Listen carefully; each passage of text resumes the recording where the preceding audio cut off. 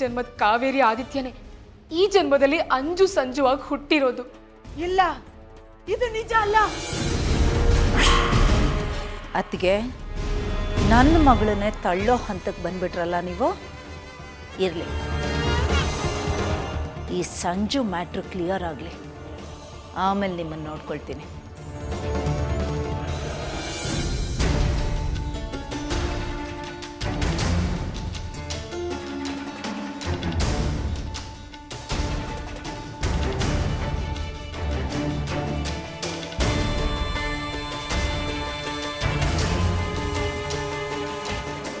ಅಣ್ಣಯ್ಯ, ಏನಾದರೂ ಮಾತಾಡು. ತಲೆನೇ ಕೆಟ್ಟು ಹೋಗಿದೆ ಚಂದ್ರ. ಮತ್ತೆ ಏನಣ್ಣಯ್ಯ ನಿನ್ನ ಪ್ರಾಬ್ಲಮ್ಮು? ಏನಾಗ್ತಿದೆ ನಮ್ಮ ಮನೇಲಿ ಒಂದು ಅರ್ಥ ಆಗ್ತಿಲ್ಲ. ಹೋಗಬೇಕಾದ ಸರಿ ಇದ್ ಸಂಜು ಆದಿತ್ಯ ಆಗಿ ಬದಲಾಗಿ ಬರ್ತಾನಂದ್ರೆ ಯಾವನ್ಗಾದ್ರೂ ತಲೆ ಕೆಡಲ್ವಾ? ಹೌದು, ನಾನು ಅದ್ರ ಬಗ್ಗೆನೇ ಯೋಚನೆ ಮಾಡ್ತಾ ಇದ್ದೀನಿ. ಆದ್ರೆ ನನಗೆ ತುಂಬಾ ತಲೆ ಕೆಡಿಸ್ತಾ ಇರೋದು ಏನು ಅಂದ್ರೆ, ಅವ್ನು ನಿಜವಾದ ಆದಿತ್ಯನೇ ಆಗಿದ್ದರೆ ಅವ್ನು ನನ್ನ ಮೇಲೆ ಕೋಪ ಮಾಡ್ಕೋಬೇಕಾಗಿತ್ತು.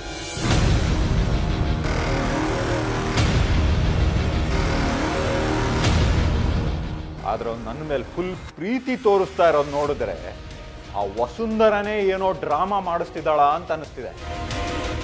ಇಲ್ಲ ಅಣ್ಣಯ್ಯ, ಹಾಗಾಗೋದಕ್ಕೆ ಸಾಧ್ಯನೇ ಇಲ್ಲ. ಇಲ್ಲಿ ಬೇರೆ ಏನೋ ನಡೀತಾ ಇದೆ. ಅಂದ್ರೆ ಸರಿ, ವಸುಂಧರ ಹೇಳಿಲ್ಲ ಅಂದ್ರೆ ಆ ಲಾಯರ್ ಹೇಳಿರ್ಬೇಕು.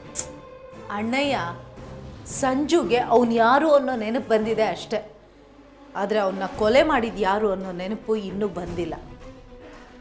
ಇದಕ್ಕೆಲ್ಲ ಇಷ್ಟೊಂದು ಟೆನ್ಷನ್ ತಗೊಳ್ಳೋ ಅಗತ್ಯನೇ ಇಲ್ಲ ಅಣ್ಣಯ್ಯ.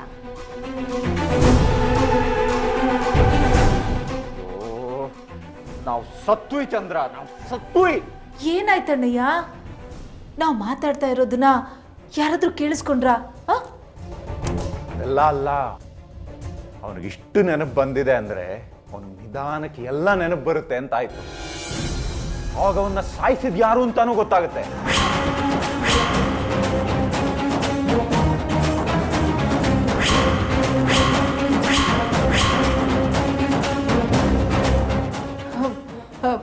ಅಣ್ಣಯ್ಯ, ಪ್ಲೀಸ್ ಏನಾದರೂ ಮಾಡು. ನನ್ನ ಮಗಳು ಇಷ್ಟುದ್ದ ಬೆಳೆದು ನಿಂತಿದ್ದಾಳೆ. ಅವಳ ಮುಂದೆ ನಾನು ಜೈಲ್ಗೆ ಹೋಗೋದು ನನಗೆ ಸ್ವಲ್ಪನೂ ಇಷ್ಟ ಇಲ್ಲ. ಪ್ಲೀಸ್ ಅಣ್ಣಯ್ಯ, ಏನಾದರೂ ಮಾಡು. ನನಗೆ ಭಯ ಆಗ್ತಿದೆ. ನಿನ್ನಷ್ಟೇ ಭಯ ನನಗೂ ಇದೆ ಚಂದ್ರ. ಈಗ ನಮ್ಗೆ ಯೋಚನೆ ಮಾಡೋಕ್ಕೂ ಟೈಮ್ ಇಲ್ಲ.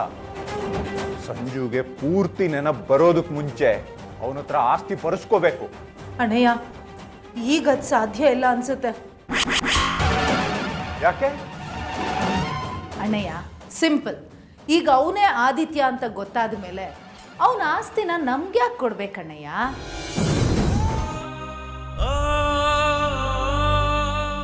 ಬಂದ್ರ ಬನ್ನಿ, ನೋಡಿ ನನ್ನ ಕೂಸಿನ ಪರಿಸ್ಥಿತಿನ ನೋಡಿ.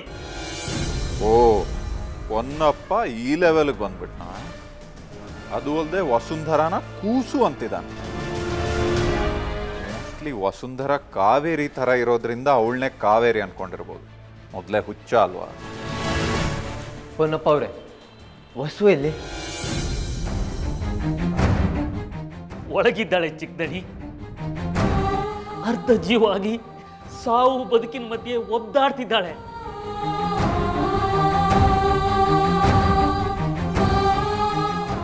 ನನ್ನ ಕೈಲಿ ನೋಡಕ್ಕಾಗ್ತಾ ಇಲ್ಲ ಚಿಕ್ಕದಣಿ. ಸಂಕಟ ಆಗ್ತಾ ಇದೆ, ಸಂಕಟ ಆಗ್ತಾ ಇದೆ ಚಿಕ್ಕದಣಿ, ಸಂಕಟ ಆಗ್ತಾ ಇದೆ. ಹೊನ್ನಪ್ಪ ಅವರೇ, ಸಮಾಧಾನ ಮಾಡ್ಕೊಳ್ಳಿ. ಟ್ರೀಟ್ಮೆಂಟ್ ನಡೀತಿದೆ ಅಲ್ವಾ, ಎಲ್ಲ ಸರಿಗೆ ಹೋಗುತ್ತೆ. ಹೌದು, ಇದೆಲ್ಲ ಹೇಗಾಯ್ತು? ಆದಿತ್ಯಪ್ಪ, ಹೇಗಾಯ್ತು ಅಂತ ಹೇಗೆ ಹೇಳಲಿ ನಾನು? ಯಾರೋ ಪಾಪಿಗಳು ರೌಡಿಗಳನ್ನು ಬಿಟ್ಟು ನನ್ನ ಮಗಳನ್ನ ಹೊಡೆಸಿದ್ದಾರೆ. ಅವ್ರು ನನಗೆ ಕೈಗೆ ಸಿಗಲಿ, ಅವ್ರನ್ನ ಹುಟ್ಟಿಲ್ಲ ಅನ್ಸ್ಬಿಡ್ತೀನಿ ನಾನು. ಸುಮ್ಮನೆ ಬಿಡಲ್ಲ ಅವ್ರನ್ನ, ನಾನು ಸುಮ್ಮನೆ ಬಿಡಲ್ಲ.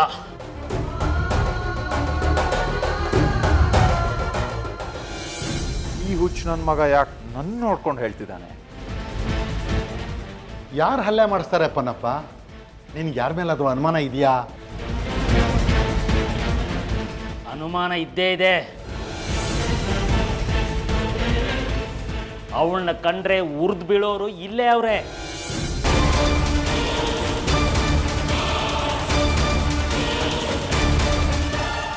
ಅವರೇ ಇದನ್ನೆಲ್ಲ ಮಾಡಿಸಿರೋದು. ನನಗೆ ಗೊತ್ತು, ಆ ದೇವರು ಅವ್ರನ್ನ ಸುಮ್ಮನೆ ಬಿಡಲ್ಲ. ಅವ್ರನ್ನ ನಾಶ ಮಾಡ್ತಾನೆ, ನಾಶ ಮಾಡ್ತಾನೆ, ನಾಶ ಮಾಡ್ತಾನೆ.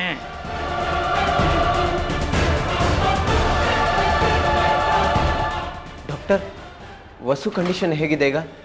ನೀವೇನಾಗ್ಬೇಕು ಅವ್ರಿಗೆ? ನಾನು ಅವಳ ಗಂಡ.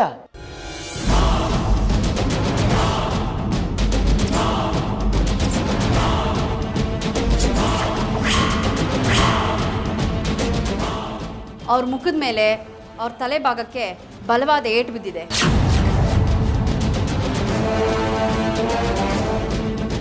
ಹಾಸ್ಪಿಟಲ್ಗೆ ಬರೋಕ್ಕೆ ಮುಂಚೆನೆ ತುಂಬ ರಕ್ತ ಹೋಗಿದೆ. She is out of conscious. ಪ್ರಜ್ಞೆ ತಪ್ಪಿದ್ದಾರೆ.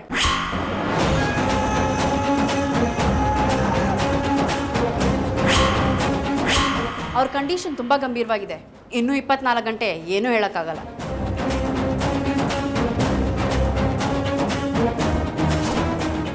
ಅಂದರೆ ಅವ್ರ ಪ್ರಾಣಕ್ಕೇನಾದರೂ ಅಪಾಯ? ಹೇಳಿದ್ನಲ್ಲ, ರಕ್ತ ತುಂಬ ಹೋಗಿರೋದ್ರಿಂದ ದೇಹದಲ್ಲಿ ಶಕ್ತಿ ಉಳಿದಿಲ್ಲ. ಅವ್ರು ಯಾವುದೇ ಟ್ರೀಟ್ಮೆಂಟ್ಗೂ ರೆಸ್ಪಾಂಡ್ ಮಾಡ್ತಾ ಇಲ್ಲ.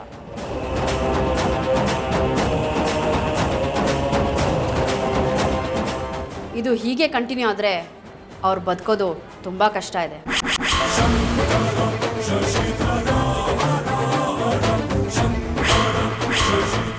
ಬಟ್ ಸ್ಟಿಲ್ ನಮ್ಮ ಪ್ರಯತ್ನ ನಾವು ಮಾಡ್ತಾ ಇದ್ದೀವಿ.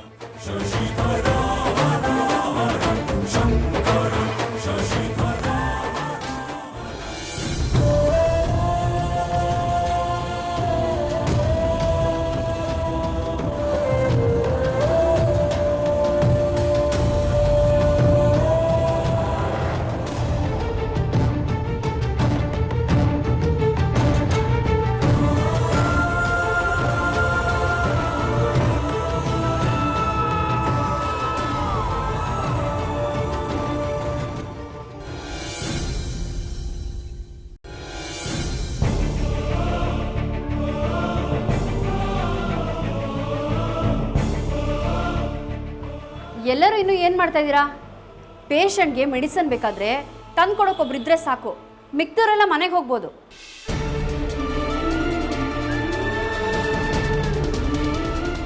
ಟೈಮ್ ಆಯಿತು, ನೀವೆಲ್ಲ ಹೊರಡಿ. ನೀನು? ನಾನು ಇಲ್ಲೇ ಇದ್ದು ವಸುನ್ ನೋಡ್ಕೋತೀನಿ. ಏನು? ನೀನು ಇಲ್ಲೇ ಉಳ್ಕೊಳ್ತೀಯ? ನೀನ್ ನಿದ್ರೆ ಕೆಟ್ಟು ಇಲ್ಲೇ ಕಾಯ್ತಾ ಕೂತ್ಕೊಂಡ್ರೆ ನಿನ್ ಹೆಲ್ತ್ ಹಾಳಾಗಲ್ವಾ? ನಾನು ಇದಕ್ಕೊಪ್ಪಲ್ಲ.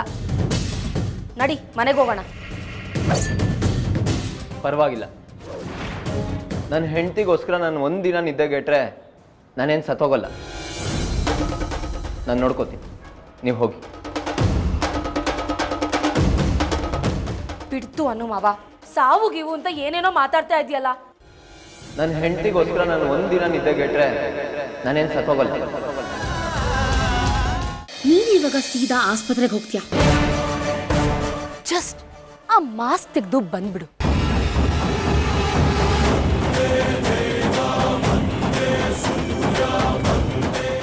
5 ನಿಮಿಷದಲ್ಲಿ ವಸುಂಧರಾ ನೋ ಮೋರ್.